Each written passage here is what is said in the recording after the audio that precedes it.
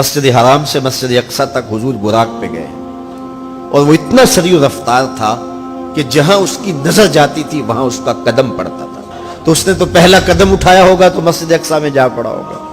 اور اتنی سرعت کے ساتھ وہ رفتار کے ساتھ چلتا ہے، پھر حضور اس کی پشت پہ جلوہ فراز.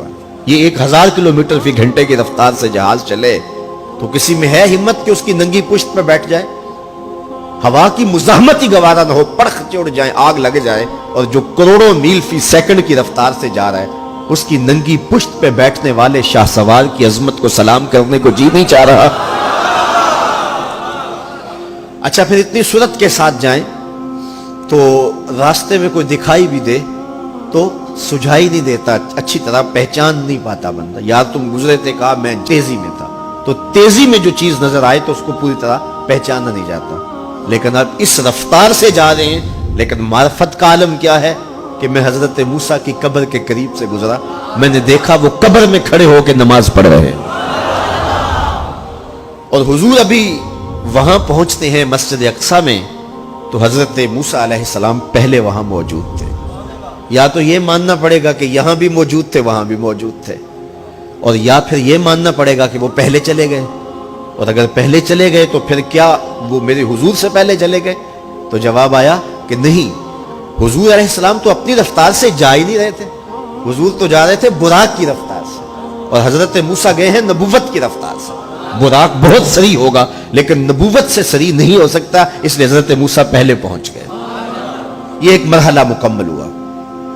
اب دوسرا مرحلہ مسجد اقصی سے لے کے پہلے آسمان تک وہ نور کی ایک سیڑھی تھی اور یہ براق سے بھی زیادہ سریع رفتار تھی. یہ دوسرا مرحلہ تھا. اور پھر تیسرا مرحلہ پہلے آسمان سے لے کر کے 7ویں آسمان تک فرشتوں کے پروں پہ گئے. 7ویں آسمان سے سدرہ تک جبریل امین کے پروں پہ گئے. یہ چوتھا مرحلہ تھا اور ہر مرحلہ پہلے مرحلے سے سریع تھا.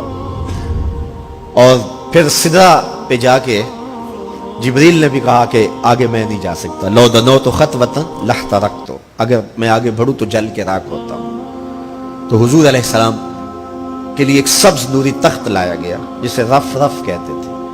اس پہ حضور تشریف فرما ہوئے.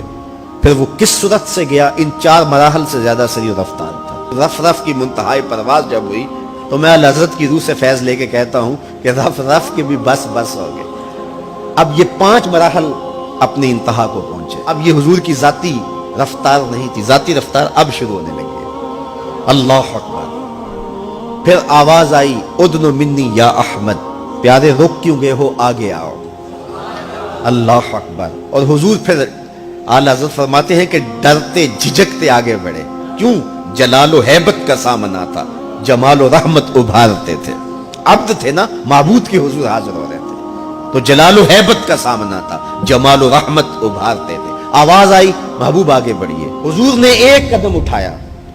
اب پھر فاصلہ کتنا طے ہوا ایک قدم میں؟ مسجد حرام سے لے کے مسجد اقصی تک براق نے جتنا فاصلہ طے کیا، مسجد اقصی سے لے کر پہلے آسمان تک نور کی سیڑھی نے جتنا فاصلہ طے کیا، اور پہلے آسمان سے 7ویں آسمان تک، اور پھر وہاں سے سدرہ تک جبریل اور فرشتوں نے جو فاصلے طے کیے، پھر اس کے بعد رف رف جہاں تک گیا. ٹوٹل ان 5 مراحل میں جتنے فاصلے طے ہوئے، حضور کے ایک قدم اٹھنے سے اتنے فاصلے طے ہو گئے.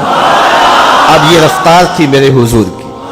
پھر ہر قدم میں اتنا فاصلہ طے ہوتا جتنا پیچھے ٹوٹل قدموں سمیت فاصلہ طے ہو چکا ہوتا. اب کوئی حساب کر کے تو دکھائے.